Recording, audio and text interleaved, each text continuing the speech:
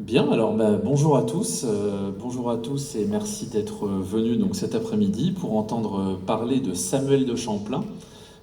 C'est une figure que vous connaissez peut-être de nom ou de réputation ou peut-être pas du tout et qui correspond donc à une période importante de notre histoire qui est celle de la fondation de la Nouvelle-France. Donc ce qu'on appelle la Nouvelle-France, c'est l'ancêtre en partie du Canada et d'une partie des États-Unis actuels. Donc cet après-midi, je vous propose un petit voyage dans le temps qui va nous faire remonter au XVIe siècle et au début du XVIIe siècle. Donc à une période qu'on appelle souvent les grandes découvertes. Je me présente rapidement, je m'appelle Nicolas Prévost et je suis professeur d'histoire-géographie. J'enseigne également l'histoire moderne à l'université et j'ai passé ma thèse de doctorat sur justement un gouverneur de la Nouvelle-France qui s'appelle le comte de Frontenac et qui a donc administré le pays à l'époque de Louis XIV. Alors, vous voyez sur cette diapositive de départ, j'ai mis un portrait de Samuel de Champlain. Mais en fait, ce serait trop beau. On n'est pas sûr que ce soit bien Samuel de Champlain. Alors vous allez me dire pourquoi est-ce que j'ai mis ce portrait? Parce que c'est le portrait supposé de Samuel de Champlain, qui a été fait à partir d'un autre modèle et par contre qui a toujours servi pour toutes les représentations de Samuel de Champlain, vous voyez. Mais en gros, on ne savait pas tellement à quoi ressemblait Samuel de Champlain quand on a fait ce portrait. Ce portrait, il a été fait par Théophile Hamel. C'est un peintre du 19e siècle, mais c'est vrai que pour les figures du passé, pour certaines figures du passé, on a des difficultés à savoir un petit peu à quoi il ressemblait. Alors, si on était au Québec, on dirait que bien sûr Samuel de Champlain, c'est un des fondateurs du pays. C'est une des grandes figures de l'histoire de la Nouvelle-France. Son nom est passé à la postérité. Et de nombreux lieux au Canada et aux États-Unis portent le nom de Champlain, j'en reparlerai tout à l'heure, et donc évidemment lui donnent une certaine célébrité. Champlain est surtout connu pour être le fondateur de la ville de Québec, parce que je rappelle que Québec, c'est à la fois le nom d'une ville, à la base c'est une ville qui s'appelle Québec, et puis ensuite c'est aussi le nom d'un territoire qui aujourd'hui est une province canadienne qui s'appelle le Québec, dont la capitale est Québec. Vous voyez, donc il faut éviter la confusion entre le Québec et Québec, donc en fonction soit de la ville, soit de la province.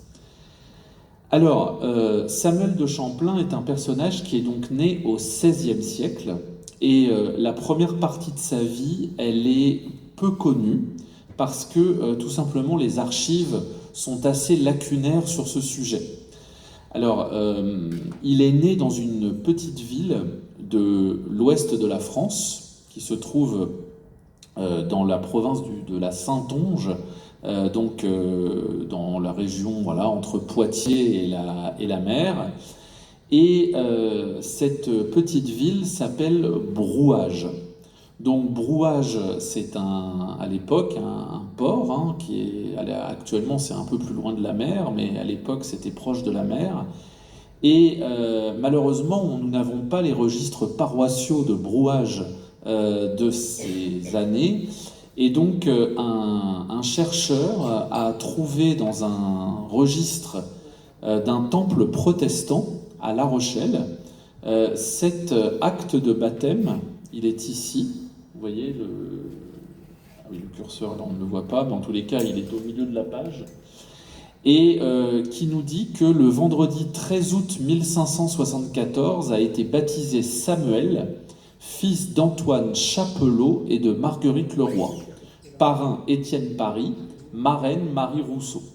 Donc ce chercheur a vu qu'il y avait une similitude entre Chapelot et Champlain, et il a vu surtout qu'il y avait une similitude sur le nom des parents, puisque les parents de Champlain, on connaît leur nom, ils s'appellent Antoine Champlain, et Marguerite Leroy. Donc ce chercheur en a déduit qu'il était très probable que ce soit l'acte de baptême de Samuel de Champlain, mais en fait on n'en a pas la preuve formelle. Donc tout ce qu'on sait, c'est que Samuel de Champlain est né entre 1567 et 1574, et d'autre part qu'il est né donc à Brouage. Comment le sait-on puisqu'on n'a pas les registres? Eh bien parce que c'est lui-même qui le dit. Il dit qu'il est de Brouage, il le dit très souvent, notamment en 1603. Et d'autre part, on sait qu'il est né probablement dans un milieu protestant, même si ensuite il est redevenu catholique, et il avait même une foi assez profonde. Vous voyez, c'était vraiment un catholique engagé, mais il est possible qu'il soit né dans une famille proche du protestantisme, parce que vous savez qu'à cette époque-là, à l'époque de la naissance de Champlain, c'était assez fluctuant entre ces deux branches du christianisme, et donc il est très possible qu'il soit dans ce registre protestant donc de La Rochelle. Alors,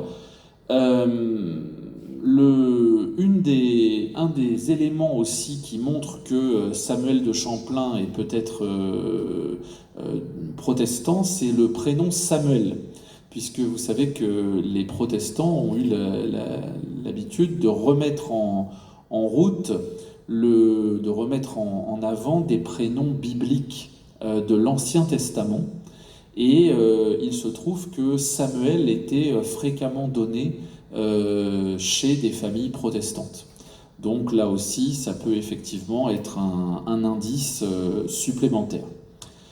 Alors, Samuel de Champlain est donc natif de Brouage. Alors, Brouage, c'est une petite localité de la Saintonge, comme je l'ai dit tout à l'heure. Et ce qu'on appelle la Saintonge, c'est une province royale qui a pour capitale la ville de Saintes, avec un S à la fin. Et cette petite province se trouve à côté d'une autre, où se trouve La Rochelle, qui s'appelle l'Aunis, A-U-N-I-S. Vous voyez, donc l'Aunis et la Saintonge sont deux provinces qui sont frontalières l'une et l'autre. Alors, il se trouve que Brouage est un port militaire à l'époque. C'est aussi une localité très engagée dans le commerce du sel. Vous savez que le sel est très important lors de ces années de ce qu'on appelle l'Ancien Régime, puisque, évidemment, nous n'avions pas les moyens de conserver, comme aujourd'hui, les aliments dans des réfrigérateurs, et donc nous utilisions le sel. Et le sel était lourdement taxé. Vous savez qu'il y a cette célèbre gabelle, qui était l'impôt sur le sel, qui était un impôt particulièrement critiqué à l'époque. Comme tous les impôts, je crois que c'est un sujet qui fâche à toutes les époques, les impôts, mais là, ça fâchait terriblement parce que selon l'endroit où on habitait en France, on ne payait pas la même gabelle. Il y avait des régions, des provinces qui étaient exemptées de gabelle, par exemple la Bretagne, et au contraire, il y avait des pays de grande gabelle, comme par exemple l'Île-de-France, où là, on payait plein pot, comme on dirait aujourd'hui. Donc, effectivement, Brouage était plutôt une localité assez prospère, et d'autre part, on connaît bien la filiation de Samuel de Champlain, comme j'ai expliqué tout à l'heure. Son père, donc Antoine de Champlain, sa mère, Marguerite Leroy, et le père de Champlain est un haut gradé dans la marine. Donc vous voyez, il est déjà proche de la mer. Et d'autre part, Champlain, quand il est petit, il est déjà au contact avec des marins, avec des gens qui ont l'habitude de fréquenter les mers. Et on pense que peut-être déjà là, il a entendu parler de l'Amérique, il a entendu parler de territoires lointains qui l'ont évidemment beaucoup intéressé. Alors ses parents lui donnent une excellente instruction. Alors on le sait tout simplement parce que il y a dans ses écrits une grande qualité de la langue française. Vous voyez, on voit que c'est quelqu'un qui a été très instruit. Ce qu'on ne sait pas, c'est où est-ce qu'il a vraiment eu cette instruction, puisqu'il est peu probable qu'à Brouage, il y ait à l'époque une école qui permette cette instruction-là. Mais en tous les cas, on sait que Champlain est très compétent en langue française. On sait qu'également il est très compétent en dessin, mais aussi en cartographie, bien sûr.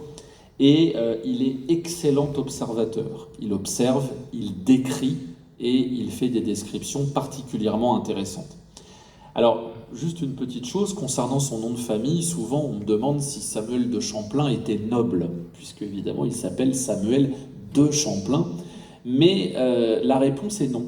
En fait, il n'était pas d'une famille noble. Vous savez qu'on peut être noble sans s'appeler de, et on peut être on peut s'appeler de sans être noble et inversement. Tout ce qu'on sait, c'est que Champlain, on n'a jamais retrouvé aucune preuve de noblesse dans les archives, et on a quand même des archives assez importantes sur ce sujet. Et tout ce qu'on sait, c'est que Champlain vivait, je cite, noblement. Alors vivre noblement, ça veut dire qu'il était d'une famille qui fréquentait des gens de la noblesse et qui savait également, disons, être au service de l'État. Vous voyez, puisque le noble, qu'est-ce que c'est que la noblesse? C'est celui qui va mourir pour son roi, donc qui est capable de servir l'État jusqu'à sacrifier sa vie. Et donc on sait que Samuel de Champlain est quelqu'un qui a toujours été proche de l'État. Donc parfois il est qualifié de noble homme, alors qu'il ne l'était pas, et il est qualifié aussi de écuyer, vous voyez. Alors à l'époque de Champlain, le monde, vous savez, vous avez peut-être entendu parler de quelques années auparavant, donc à la fin du XVe siècle, d'un partage du monde théorique, bien entendu, qui avait eu lieu entre le royaume d'Espagne et le royaume du Portugal, avec l'approbation du pape. Et ce partage s'appelle le traité de Tordesillas, et il a fixé, vous voyez, une limite au niveau d'un méridien entre les territoires qui seraient pris par l'Espagne, au moins exploités par l'Espagne, tandis que d'autres territoires seraient le domaine du Portugal. Vous voyez d'ailleurs que ce méridien coupe l'Amérique du Sud à un endroit qui laisse le futur Brésil aux Portugais. C'est pour ça que le Brésil a ensuite été une colonie portugaise. Et évidemment, les autres pays européens de l'Ouest se sont bien demandé pourquoi eux étaient exclus du partage. Puisqu'évidemment, l'Espagne et le Portugal sont bien gentils, mais en fait, il n'y a aucune raison que les autres pays n'aient pas leur mot à dire sur le sujet. Et donc, ce fut le cas au XVIe siècle de François Ier, le roi François Ier, qui avait donc envoyé des navigateurs pour aller explorer la partie nord de ce continent découvert à ce moment-là, donc l'Amérique. Et je voudrais simplement vous rappeler deux noms que vous connaissez peut-être. Le premier, c'est Jean de Verrazzano, qui est un navigateur florentin qui a été au service de François Ier et qui a découvert, on va dire, la baie de l'actuelle New York et également l'Acadie. Je reparlerai de l'Acadie un petit peu plus tard. Et puis, d'autre part, il va envoyer, alors ça je suis sûr que vous le connaissez, le célèbre Jacques Cartier. Donc Jacques Cartier, c'est notre navigateur à nous en France. Quand on parle d'un navigateur français, souvent on cite Jacques Cartier. Jacques Cartier a fait 3 voyages en Nouvelle-France, au Canada. Et un de ses objectifs au départ était de découvrir une route maritime pour aller vers la Chine. Et donc, évidemment, on a toujours cette idée qu'il y a peut-être un passage à cet endroit-là pour aller jusqu'en Chine. Alors le problème, c'est que la France a ensuite été déchirée par une période de guerre civile, notamment entre grandes familles nobles, qu'on appelle les guerres de religion, qui sont des guerres civiles au XVIe siècle, qui a fait perdre beaucoup de temps à la France au niveau de son expansion dans le reste du monde. Et donc, les découvertes de Jacques Cartier n'ont pas été suivies d'effet tout de suite. Il a fallu attendre le règne d'Henri IV, donc bien plus tard, c'est-à-dire à la fin du XVIe siècle et début du XVIIe siècle, pour que les découvertes en Nouvelle-France reprennent avec d'autres navigateurs. Donc Champlain lui-même va faire des voyages.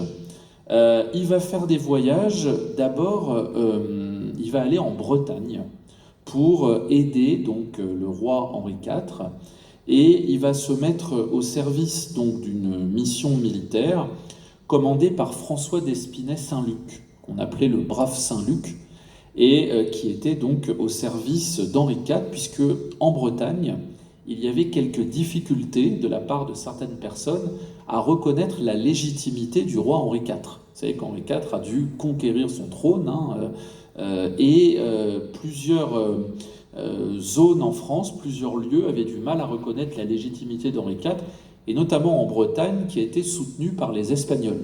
Puisque les Espagnols, vous savez que pendant les guerres de religion, les Espagnols soutenaient les catholiques, tandis que les Anglais soutenaient les protestants. Et vous savez que quand il y a une guerre civile dans un pays, quand des pays étrangers s'en mêlent, eh bien là c'est encore pire.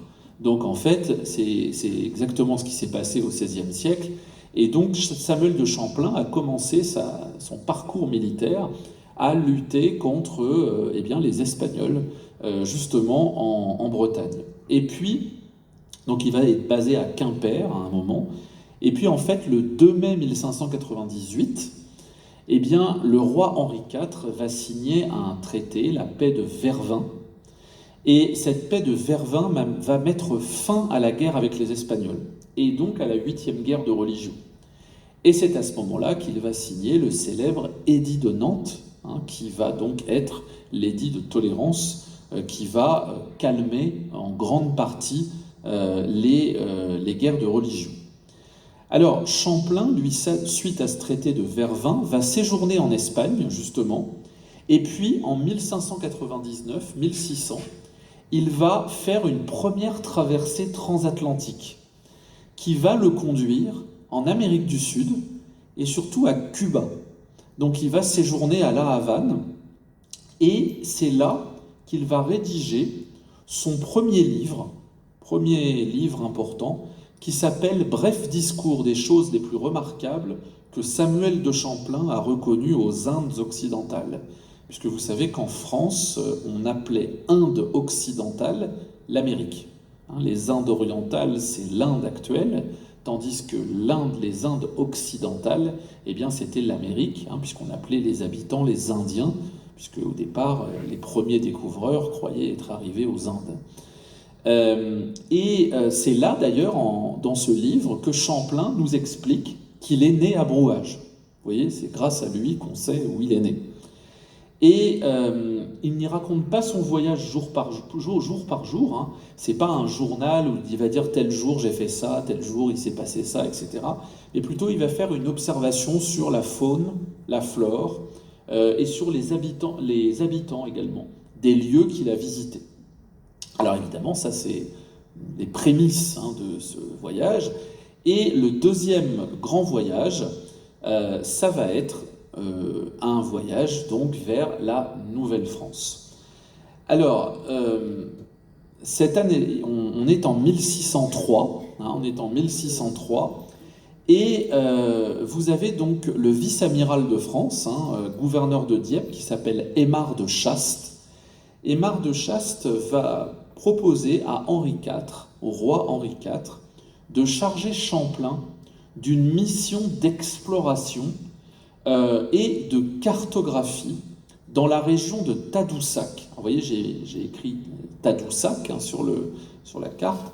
Tadoussac, c'est sur le fleuve Saint-Laurent, en amont de Québec. Donc quand on arrive par la mer sur le fleuve Saint-Laurent, eh bien, on est obligé de passer par Tadoussac. Et Tadoussac est un lieu très pratique pour accoster quand on arrive en bateau.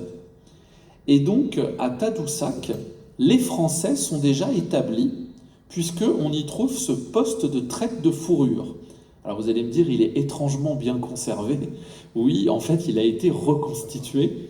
Et donc, ça, c'est une photo que j'ai prise il y a quelques années de ce poste de traite qui appartenait à Pierre Chauvin.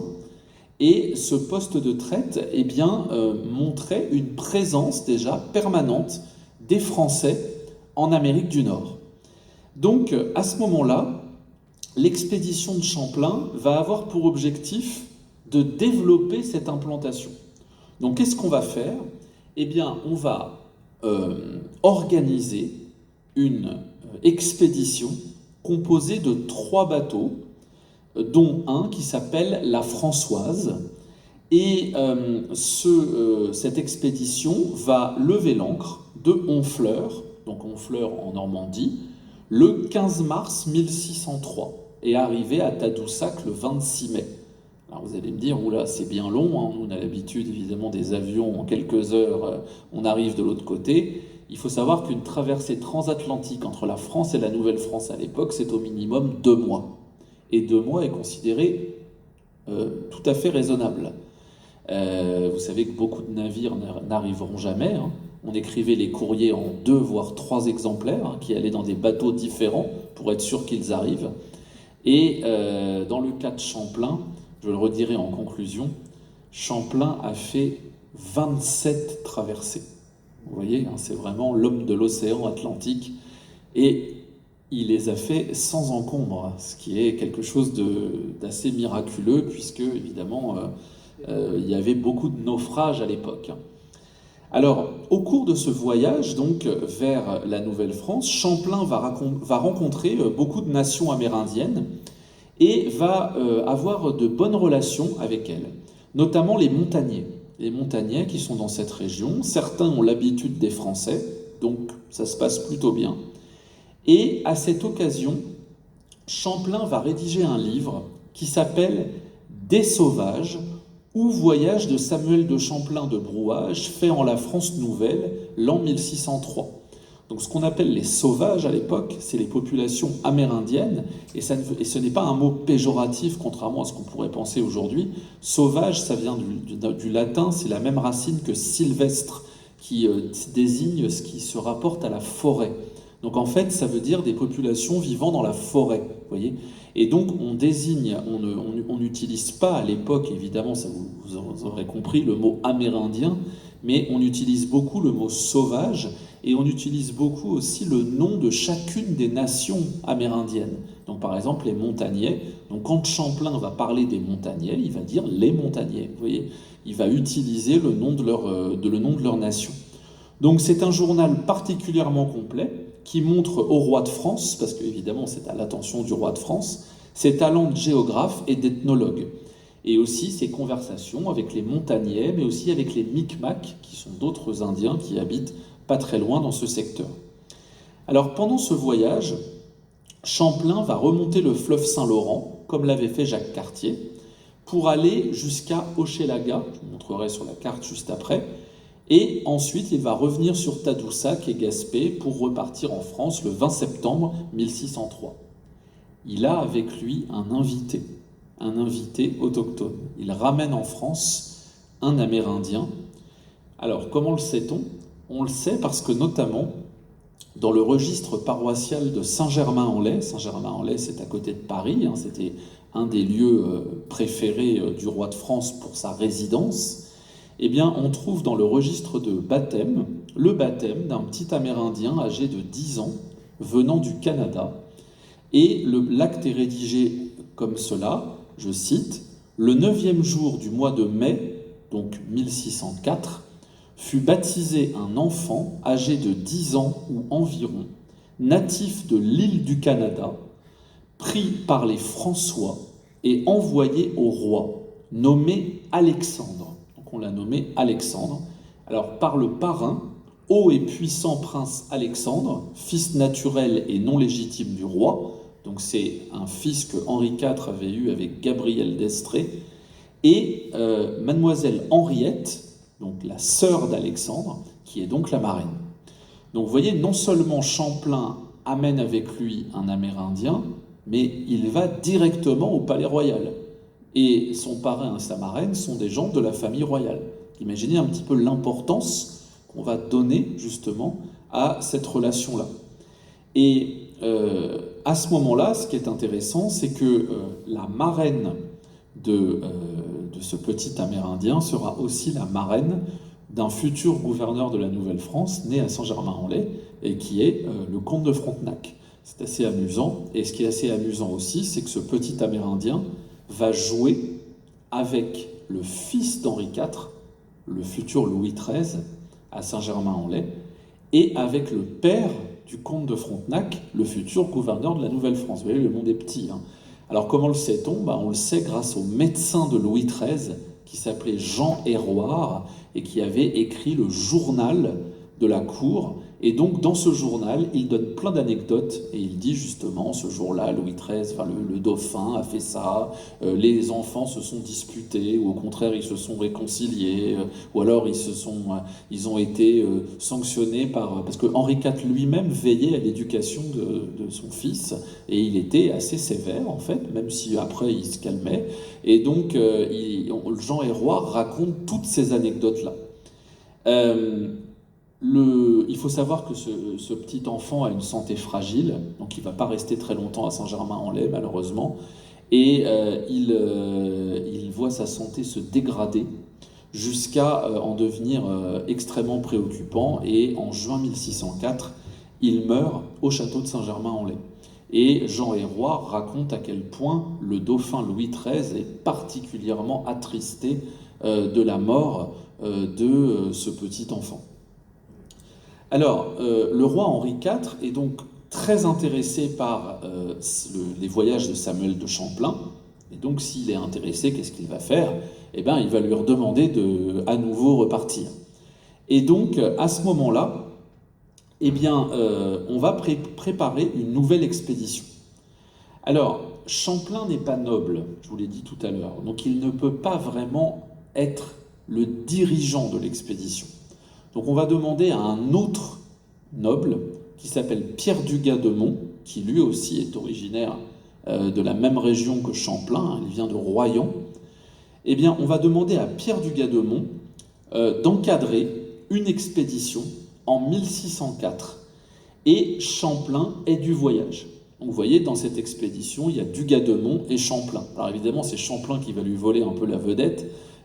Souvent, on dit que Dugas-de-Mont est un peu passé dans l'oubli, mais quand même, il est passé un peu aussi à la postérité.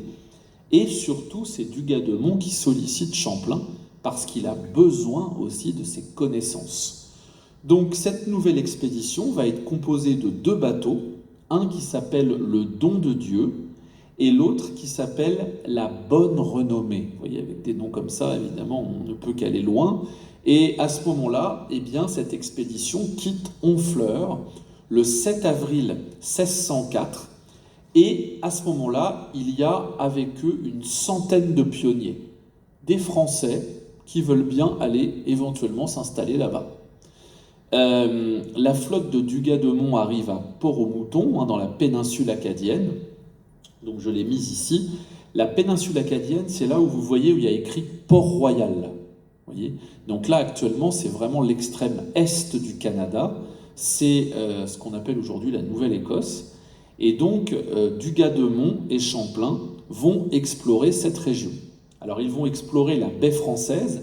La baie française, c'est la partie qui se trouve entre Port-Royal et Sainte-Croix. Vous voyez, c'est une sorte de bras de mer. C'est une baie, c'est comme un golfe, qui donc s'appelle la baie française. Ils vont fonder une première implantation sur l'île Sainte-Croix, vous voyez sur la carte, sauf que sur l'île Sainte-Croix, ça ne va pas bien fonctionner.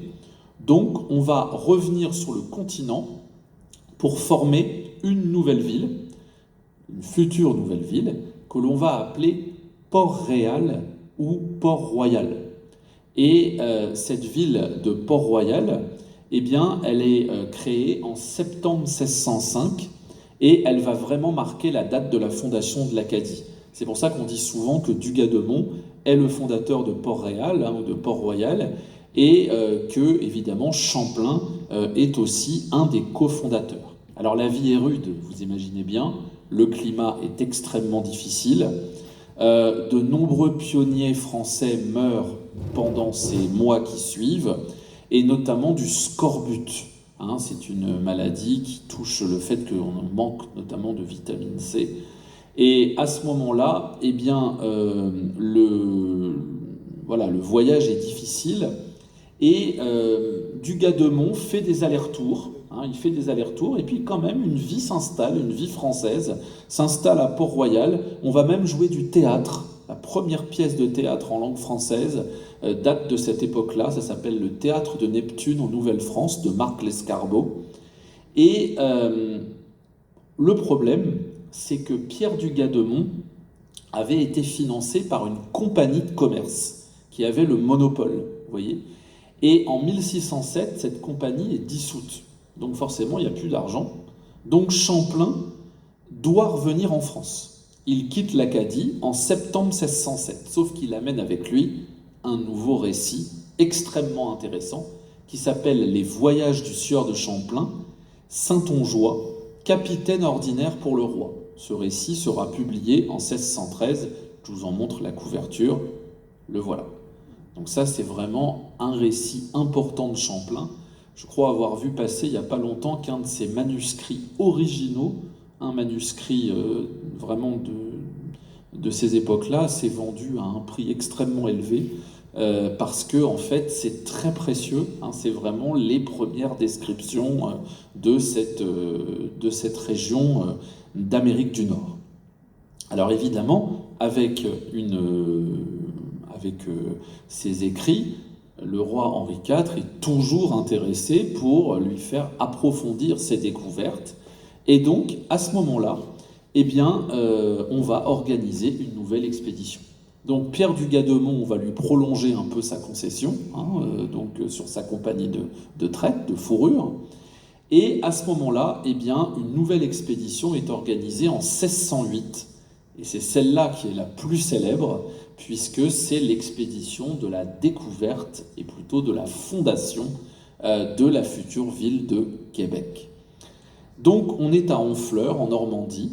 3 bateaux vont partir le 13 avril 1608, dont le Don de Dieu. Le Don de Dieu, c'est le bateau de Champlain. Et c'est cette expression « don de Dieu » qui va être reprise dans la devise de la ville de Québec. Si vous allez un jour dans cette ville, vous verrez, il y a une devise où il est écrit « don de Dieu ferait valoir ». C'est la devise de la ville de Québec. Alors, à ce moment-là, Champlain donc, va quitter Honfleur. Donc, vous voyez, ça c'est une plaque commémorative qui montre que Champlain va partir plusieurs fois de Honfleur, et notamment donc en 1608. Donc là, ce sont des passionnés, c'est une plaque qui a été mise à la fin du 19e, et en fait, Champlain va venir plusieurs fois à Honfleur.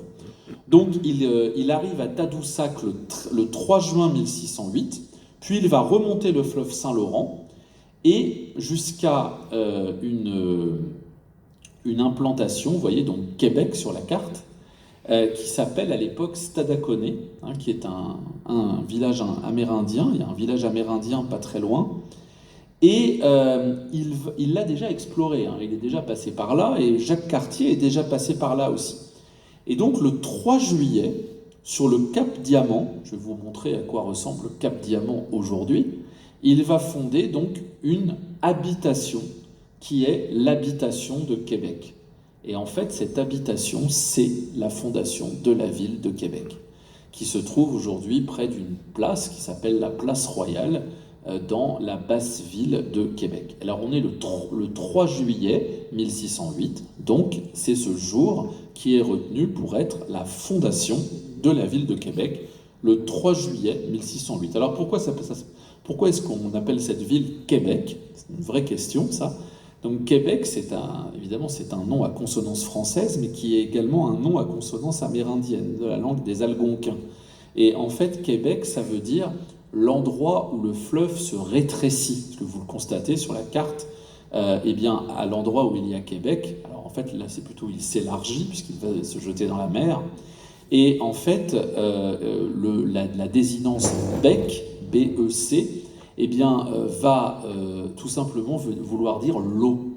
Et ce qui est assez intéressant, c'est qu'en Normandie, on retrouve des noms de lieux, comme par exemple Bolbec, Bricbec, Côte-Bec-en-Caux, etc. Il y a beaucoup de noms en bec, et en fait, il y a une parenté, peut-être, entre ces langues-là, puisque bec signifie aussi l'eau. D'accord, voilà. Alors, donc, à ce moment-là, eh bien oui, puis il y a aussi en Normandie le Bec-et-Loing, hein, l'abbaye du Bec-et-Loing, une abbaye assez importante de l'époque. Et donc, bec signifie l'eau. Alors, Champlain va donc construire l'habitation de Québec avec 3 corps de logis, à 2 étages, un magasin pour les vivres également, un espace de jardin, le tout entouré d'une palissade. Et donc, dès leur arrivée, ces pionniers vont se mettre au travail pour, tout simplement, essayer de survivre, éventuellement au prochain hiver, ça serait pas mal quand même. Et donc, ils vont faire une habitation qui est déjà assez confortable. Champlain est déjà confronté à une première altercation avec certains Français qui lui reprochent un petit peu son autoritarisme, on va dire ça comme ça. Et il y a le premier jugement en Nouvelle-France qui a lieu à ce moment-là, vous voyez. Donc on est, vous voyez, dans un pays qui est vraiment en train de se constituer. Et puis, pendant l'année 1609, eh bien, Champlain va explorer, il va aller plus loin, il va remonter encore le fleuve Saint-Laurent pour aller vers les Grands Lacs, ce qu'on appelle les pays d'en haut à ce moment-là. Et il va explorer également le lac qui va porter son nom, le lac Champlain, qui s'appelle toujours comme ça, le lac Champlain. Le lac Champlain, c'est un lac qui sert de frontière aujourd'hui entre le Québec et l'État de New York et le Vermont. Donc entre les États-Unis et le Canada, vous avez le lac Champlain, j'en reparlerai tout à l'heure. Champlain rencontre beaucoup d'Amérindiens, notamment d'Iroquois, de Hurons, de Montagnais, et il va avoir une relation très proche avec les Hurons, qui vont s'allier avec lui, et également, donc il va finalement revenir en France en 1609, à la fin de l'été, le 5 septembre, il repart vers la France, il embarque de Tadoussac, et il arrive donc dans le royaume de France, à Honfleur, le 13 octobre. Alors qu'est-ce qu'il va faire ? Eh bien, il se dirige directement vers le château de Fontainebleau, où se trouve alors Henri IV, et il lui fait part de sa mission, ainsi évidemment qu'à Pierre Dugas de Mont. Et donc Pierre Dugas va être autorisé à former donc une nouvelle compagnie de commerce pour développer l'habitation de Québec. Champlain retourne en Nouvelle-France, il ne tarde pas, en 1610, il passe son temps à faire des traversées. Et à ce moment-là, il va missionner notamment un interprète qui s'appelle Étienne Brûlé pour servir d'interprète avec les Algonquins. Parce qu'on a amené des Amérindiens en Nouvelle-France qui sont revenus, en France, qui sont revenus en Nouvelle-France, qui ont appris le français, donc ils servent d'interprète.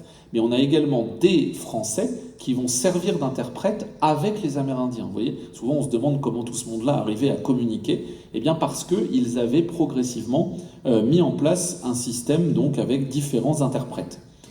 Et puis Champlain donc va revenir à Paris.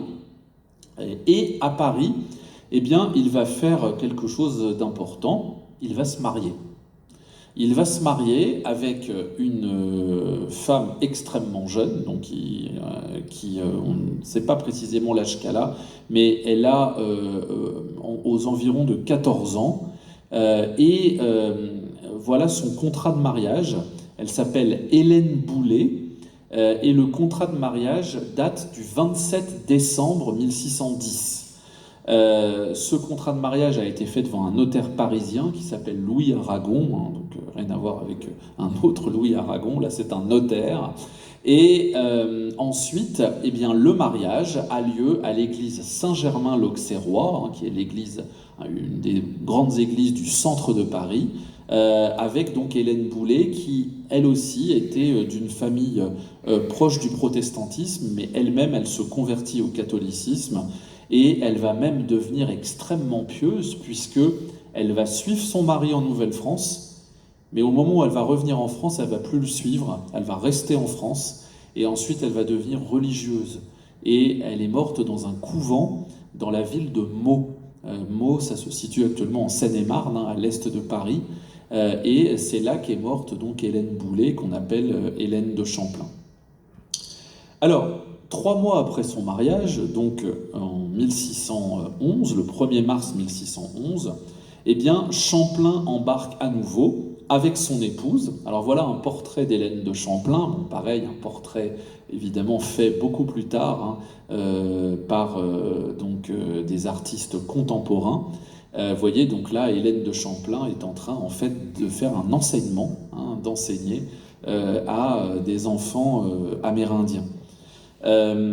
Donc Champlain repart donc 3 mois après son mariage et il veut développer les réseaux de traite de fourrure parce que c'est ça qui peut éventuellement intéresser, c'est le développement de l'économie. On appelle ça les pelleteries, le réseau des fourrures, c'est-à-dire à ramener notamment les peaux de castor pour faire des fourrures. Et donc il va retourner dans la région d'Hochelaga, actuelle Montréal, vous voyez sur la carte Montréal, et il va passer près d'une petite île du Saint-Laurent et il va lui donner le nom de Sainte-Hélène parce que en fait sa femme s'appelle Hélène, donc il va l'appeler Sainte-Hélène. Alors là aussi, c'est pas la même île Sainte-Hélène que celle que vous connaissez. Je crois que certains ici aiment beaucoup Napoléon. Il ne s'agit évidemment pas de l'île Sainte-Hélène de Napoléon, mais c'est une autre île Sainte-Hélène qui se trouve à côté de Montréal. Donc, vous voyez, il va faire des explorations, et puis il se passe des choses en France, il y a des changements. D'abord, quand Champlain est revenu se marier, il a appris qu'Henri IV s'était fait assassiner. Il ne le savait pas, évidemment, puisqu'il était en Nouvelle-France. Donc, les nouvelles n'allaient pas vite à l'époque. Vous savez pour un courrier qui partait de Nouvelle-France pour aller en France, s'il ne partait pas les derniers bateaux de fin octobre, il fallait attendre mars ou avril. Donc on continuait à recevoir du courrier pour des gens qui étaient déjà morts, ça arrivait très souvent. Et donc à ce moment-là, quand Henri IV est assassiné, vous savez, par Ravaillac, eh bien il est remplacé tout de suite par son fils, le dauphin, donc Louis XIII, mais Louis XIII est petit, est enfant, donc il y a une régence, la régence de Marie de Médicis. Et à ce moment-là, évidemment, ça fait un flottement, parce que les soutiens que Champlain avait avec Henri IV, il ne les aura plus forcément tout de suite avec les suivants. Mais bon, ça s'arrange à peu près bien. Il arrive notamment à se rapprocher du prince de Condé, Henri de Bourbon-Condé. Et puis, il fait des explorations, notamment vers la baie du Nord, en concurrence avec un autre navigateur qui s'appelle Hudson, Hudson. Alors les Français, on n'appelait pas la baie d'Hudson, on l'appelait la baie du Nord. Vous voyez, ça c'est le nom sur les cartes françaises. Alors Champlain revient encore en France et puis il va publier le livre, vraiment, je dirais, c'est vraiment le livre principal de Champlain. Vous voyez, Saintongeois, on l'écrit avec un X, ça s'écrit Xintongeois. Et il va donc non seulement raconter tout ce qu'il sait sur la Nouvelle-France, mais en plus, il va y publier des dessins, et notamment aussi des cartes. Et vous voyez, cette carte-là est une des plus connues de Samuel de Champlain. Champlain est un cartographe. Et vous constatez, si vous regardez bien la partie est, qu'on devine parfaitement Terre-Neuve, la péninsule acadienne, la Gaspésie, le Saint-Laurent. Vous voyez, c'est quand même assez précis. Et donc Champlain a une connaissance assez importante de cette région. Et évidemment, ce livre va beaucoup augmenter son crédit auprès du roi et auprès donc des autorités françaises. Alors, quand il revient en Nouvelle-France, il amène avec lui des pères récollets, parce qu'évidemment, la couronne a envie aussi d'y développer le catholicisme. Et donc, Champlain va se retrouver donc avec des religieux qu'il amène avec lui. Et puis, il se retrouve aussi confronté à des conflits entre tribus amérindiennes. Des Amérindiens sont en conflit avec d'autres. Et souvent, certaines demandent l'alliance avec Champlain. Et donc Champlain va se retrouver blessé à un moment. Il va se prendre 2 flèches. Donc il est grièvement blessé. On va le ramener à Québec pour pouvoir le soigner. Et puis finalement, donc, suite à cette blessure, ça ne va pas être une blessure inutile, parce qu'il va y avoir à peu près 20 ans de paix. voyez. Donc 20 ans de paix, et les Hurons vont notamment prendre Champlain vraiment comme un héros, ce qui fait que les Français vont toujours avoir ces relations très très étroites avec les Hurons, notamment dès cette époque-là, dès l'époque de Champlain. Alors Champlain fait encore différents allers-retours, je ne vais pas tous vous les détailler puisqu'il y en a beaucoup, et puis il revient à un moment, en 1617, avec une famille, Louis Hébert et Marie Rollet, et ils vont marier leur fille, Anne Hébert, avec un autre pionnier de la Nouvelle-France. C'est le premier mariage célébré en Nouvelle-France, le tout premier. Voilà. Bon, depuis, il y en a eu beaucoup, depuis 400 ans, mais en tous les cas, là, en 1618, on a le premier mariage, c'est celui d'Anne Hébert. Et on a l'émigration d'environ 300 familles françaises qui viennent s'installer là. Et puis, évidemment, le développement des pelleteries et aussi les explorations de l'Ouest vont évidemment accentuer cet intérêt. Le monopole de la Compagnie du Canada est à nouveau confirmé, donc Champlain peut être davantage installé sur les lieux, et c'est là qu'il va créer le fort Saint-Louis. Donc le fort Saint-Louis, je vous ai mis un plan de ce fort qui date d'un cartographe qui s'appelle Franklin. Alors Franklin, ça s'écrit à la française, hein, F-R-A-N-Q-U-E-L-I-N, c'est le cartographe de l'époque de Frontenac. Et Franklin va donc dessiner à quoi ressemblait ce fort Saint-Louis, qui n'existe plus aujourd'hui, qui est le château Frontenac à la plage, je vous montrerai ça tout à l'heure. Et en fait, c'est le lieu de résidence des gouverneurs de la Nouvelle-France. Donc à ce moment-là, Champlain, en plus, en France, il y a des changements de protecteurs, ça a été le prince de Condé, ensuite ça devient le duc de Montmorency. Et c'est pour ça d'ailleurs que près de Québec, vous avez une chute qui s'appelle la chute Montmorency, hein, qui est une chute d'eau absolument magnifique. Et on a donné donc le nom d'un des protecteurs de la Nouvelle-France. Alors, Champlain revient en France en 1624 avec son épouse, et je vous disais tout à l'heure, son épouse ne reviendra plus. Elle lui a dit que non, c'était terminé, elle ne voulait plus revenir en Nouvelle-France, et donc Champlain va revenir tout seul, sans son épouse. Ensuite, il va y avoir le duc de Lévis, hein, qui va être un des protecteurs de la Nouvelle-France. Et puis, on va également y envoyer des jésuites. Donc, vous voyez, au niveau religieux, vous avez l'ordre des jésuites et l'ordre des récollets qui vont beaucoup agir en Nouvelle-France, et ça de tout temps, hein, avec, donc évidemment avec les autorités civiles, hein, des relations plus ou moins tumultueuses. Et puis, arrive une grande réforme, c'est celle menée par le cardinal de Richelieu. Vous connaissez bien le cardinal de Richelieu, je pense. C'est un des grands ministres du gouvernement français, qui est le principal ministre de Louis XIII. Et le cardinal de Richelieu, c'est un administrateur. C'est pour ça qu'il est connu, hein, c'est comme ses successeurs, hein, que ce soit Colbert ou Mazarin, etc. C'est des gens en fait qui ont fait des réformes administratives ambitieuses. Richelieu, il a le sens de l'État et il veut rationaliser un certain nombre de choses. Et pour la Nouvelle-France, eh bien Richelieu va créer une compagnie avec 100, hein, le nombre 100 associés. Parmi les 100 associés, il y a Champlain. Et donc on va l'appeler la Compagnie des 100 associés. Et cette Compagnie des 100 associés va gérer la Nouvelle-France jusqu'à la réforme de 1663 sous Louis XIV, où la Nouvelle-France va devenir une province française. Donc à ce moment-là, la Nouvelle-France sera dotée d'un parlement qu'on appelle le Conseil souverain. Mais jusqu'à ce moment-là, c'est la Compagnie des 100 associés qui doit gérer la Nouvelle-France. Et on demande à cette compagnie d'œuvrer, vous allez voir, c'est quand même un vaste programme, pour la gloire de Dieu et pour la gloire de la couronne de France. Vous voyez ? Donc ça, c'est l'objectif de cette compagnie. Et donc, Samuel de Champlain, eh bien, doit à nouveau retourner en Nouvelle-France pour justement agir dans ce nom-là, sachant que les Amérindiens qui seraient alliés aux Français seraient considérés rénicoles, c'est-à-dire français au même titre que les autres Français. Vous voyez, donc on a un modèle, hein, qui se met en place justement par rapport aux populations autochtones. Donc Champlain retourne au Québec en 1626, bon, il y a beaucoup de tensions, et puis arrive 1628. Et là, c'est une année difficile, puisque en 1627, juste avant, Richelieu a réussi à prendre La Rochelle, à reprendre La Rochelle aux protestants.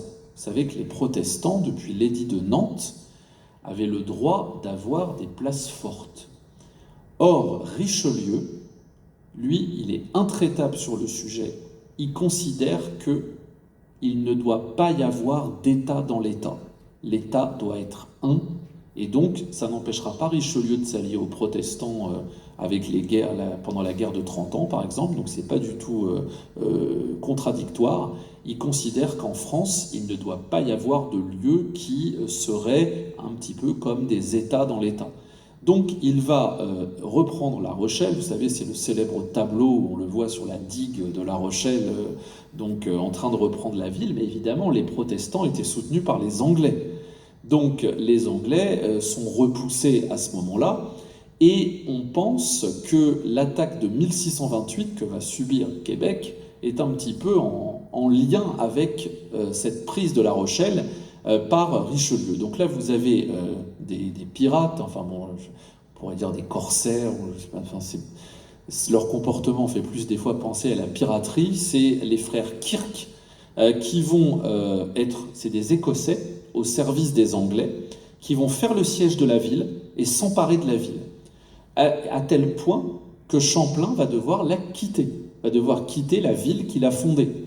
Et en 1629, il va passer par Londres et il va montrer qu'en fait, cette invasion, c'est vraiment un acte de piraterie, parce que la France et l'Angleterre avaient été en conflit à ce moment-là, mais avaient déjà signé la paix.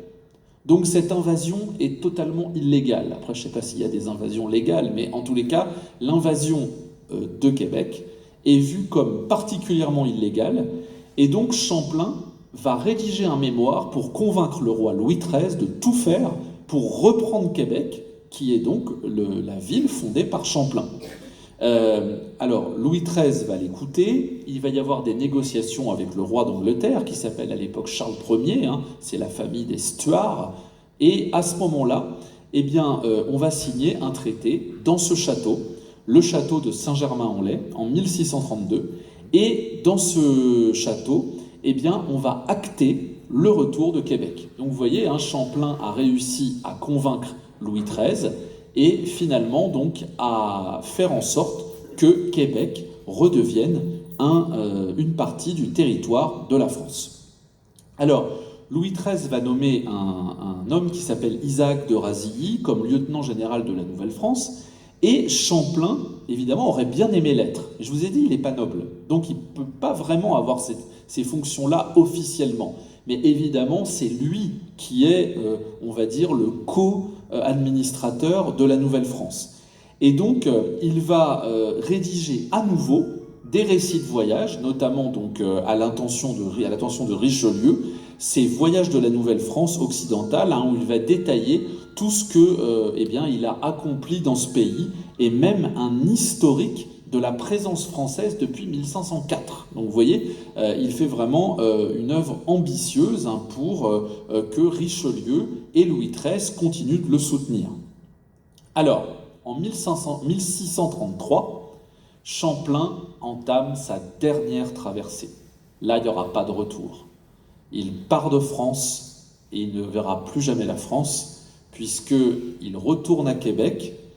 Là il part de Dieppe, le 23 mars 1633, avec 150 pionniers à peu près. Ils vont donc s'installer dans la région de Québec à partir du 23 mai. La colonie devient plus prospère. D'ailleurs, Champlain il fait construire une chapelle, la chapelle Notre-Dame de Recouvrance. Il essaie de renouer les liens avec les Premières Nations amérindiennes, puisqu'évidemment ces liens ont été distendus par les frères Kirk, par la présence anglaise qui a coupé un peu cela. Donc Champlain essaye de les renouer, et finalement, vous l'aurez compris, il est épuisé. Il ne va pas très bien. Il veille quand même à l'installation de Français en 1634, et notamment donc des colons originaires de Normandie, hein, des pionniers originaires de Normandie, mais il n'arrive pas à faire un vrai démarrage démographique. Je rappelle qu'à ce moment-là, vous avez le Mayflower, hein, anglais qui va accoster en 1620, et puis également les colonies hollandaises, hein, qui se développent à cet endroit. Donc Champlain aimerait qu'il y ait davantage de monde, hein, mais vous savez, les Français ont du mal à quitter la France.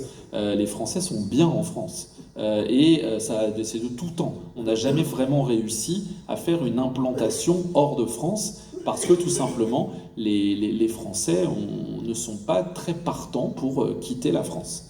Alors, voyant ses forces le quitter peu à peu, en tous les cas, Champlain va commencer à souffrir de paralysie, et puis il va rédiger son testament, donc qui est conservé par les archives, le 17 novembre 1635. Il indique dans ce testament mourir dans la religion catholique, apostolique et romaine. Hein, vous voyez, donc ça c'était très clair, hein, Champlain était redevenu catholique. Puis il meurt le 25 décembre, jour de Noël, 1635, au Fort Saint-Louis de Québec. Il est inhumé dans l'église Notre-Dame de la Recouvrance, qu'il a donc fondée, qui est une église qui a aujourd'hui disparu, mais qui est située près de l'actuelle basilique cathédrale Notre-Dame de Québec. Vous imaginez bien qu'on a fait beaucoup d'efforts pour retrouver son tombeau. Il y a eu des fouilles archéologiques, hein, mais on ne l'a jamais retrouvé. On n'a jamais retrouvé son tombeau, en dépit de fouilles archéologiques importantes, notamment ces dernières années. Alors, après la mort de Champlain, en 1635, la colonie va continuer de se développer, vous imaginez bien. Et parmi les pionniers français qui vont s'installer dans ce qu'on appelle la France septentrionale, on va avoir des coureurs des bois, on va avoir aussi beaucoup d'agriculteurs. Donc ça y est, Champlain a lancé le processus, hein, et la Nouvelle-France va vraiment pouvoir se développer. Donc le pays va s'étendre vers la baie du Nord, vers les Grands Lacs, vers la future Louisiane, et des alliances vont se créer entre Français et Amérindiens. Alors la ville de Québec, qui a été créée par Champlain, va se développer. Alors voilà la place Royale, dont je vous parlais tout à l'heure. La place Royale qui se situe dans la basse ville, avec cette église qui s'appelle Notre-Dame des Victoires. Alors au début, elle s'appelait Notre-Dame de la Victoire. Et puis comme il y en a eu une deuxième, eh bien ça s'est appelé Notre-Dame des Victoires. Et surtout, la ville de Québec va susciter les convoitises, notamment des ennemis anglais, et qui vont être repoussés, notamment en 1690, par le gouverneur Frontenac, qui va les repousser, je cite, par la bouche de ses canons. Et c'est l'origine de la fondation de cette église Notre-Dame de la Victoire. Et en fait, on fait régulièrement référence à Champlain. Champlain est déjà à ce moment-là très, très connu. La ville est attaquée une seconde fois, cette fois-ci elle sera vraiment conquise par les Anglais en 1759, et donc elle va à ce moment-là être en grande partie bombardée et détruite. Donc il ne reste pas grand-chose de l'époque de Champlain à Québec, mais néanmoins il y a quand même des monuments anciens qui datent de la Nouvelle-France.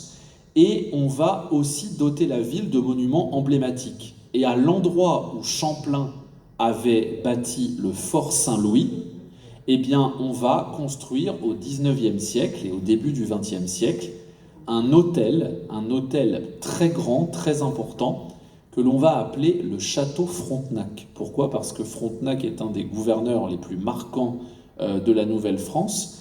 Et on dit que cet hôtel, c'est l'hôtel le plus photographié du monde, parce que tous les touristes qui vont à Québec, évidemment, photographient le château Frontenac, notamment quand ils traversent le Saint-Laurent. Alors là, j'avais pris cette photo, ce jour-là, il faisait -30, hein, vous voyez. Donc il fallait quand même pas être dehors trop longtemps. Vous voyez que le Saint-Laurent est gelé, hein. Bon, il y a quand même le traversier qui arrive à se frayer un chemin. Mais effectivement, le château Frontenac donc, est construit à l'endroit où Champlain avait bâti le Fort Saint-Louis. Et puis on va lui rendre hommage à la fin du XIXe siècle, face au château Frontenac. on va créer le monument à Samuel de Champlain. Il a été érigé en 1898. Et donc ce monument est vraiment en hauteur, hein, on ne peut pas le rater, hein, il est à côté du château Frontenac et en haut du Saint-Laurent. Et vous voyez donc Champlain qui reprend, hein, l'allure du portrait que je vous ai montré en début de conférence, donc qui voilà, regarde fièrement bien, la ville qu'il a créée tout simplement. Hein. Quand Québec a fêté ses 400 ans, alors d'abord quand Québec a fêté ses 300 ans, en 1908, eh bien, on a recréé l'habitation de Québec. C'est extraordinaire, hein, c'est-à-dire qu'il y a eu vraiment une reconstitution de l'habitation faite par Champlain. Et puis en 2008, quand Québec a fêté ses 400 ans, eh bien voilà, Champlain a été beaucoup mis en avant, il fait partie des personnages majeurs de l'histoire de la Nouvelle-France, à côté de Jeanne Mance, Maisonneuve, Frontenac, Marguerite Bourgeois, Monseigneur de Laval, Cavelier de la Salle, tout ce monde-là, c'est les grands noms de la Nouvelle-France. Et également, on trouve des lieux qui le commémorent, notamment aux États-Unis. Ici, c'est une petite ville qui s'appelle Champlain. Vous voyez, donc on peut pas la rater. Elle se trouve au bord du lac Champlain, mais du côté de l'État de New York. Et il se trouve qu'au début du XXe siècle, la paroisse de Champlain, donc c'est une paroisse américaine, hein, là on n'est pas au Canada, on est aux États-Unis, avait un prêtre qui s'appelait François-Xavier Chagnon, qui était originaire d'une paroisse à côté de Montréal. Et en fait, comme à cet endroit on parlait beaucoup français, il fallait donc un prêtre qui parle français. Et donc ce curé s'est dévoué à sa paroisse américaine. Enfin, en fait, à cet endroit, vous avez beaucoup d'Américains qui parlent français. On les appelle des Franco-Américains. Donc à cet endroit, eh bien, le curé Chagnon a créé ce monument particulièrement bien réussi à côté de son église, où il y a une grande statue de Champlain, vous voyez, avec différentes citations écrites en français d'ailleurs, et puis juste à côté, c'est en bas à gauche, vous avez le tombeau de ce prêtre qui est mort à Champlain et qui a donc aussi beaucoup fait pour la mémoire de ce grand explorateur de la Nouvelle-France, qui a donné donc son nom aussi au lac qui borde cette petite ville de Champlain. Alors, au total, vous voyez même la cloche, hein, de l'église, hein, je vous ai mis la cloche de l'église, c'est gravé en dessous, c'est la deuxième partie c'est en latin, mais au-dessus c'est en français, hein, c'est écrit en français. Et donc évidemment, ça redonne aussi de la popularité à Champlain. Alors pour finir, au total, donc entre 1599 et 1633, Samuel de Champlain a survécu à 27 traversées de l'océan Atlantique. Il mériterait sans doute une place nettement plus grande dans notre mémoire nationale, tant ses qualités d'observateur, d'ethnologue, de géographe, d'administrateur en font une personnalité finalement particulièrement actuelle. Hein. C'est quelqu'un qui est dans le dialogue des cultures. Et donc je vous remercie de votre attention.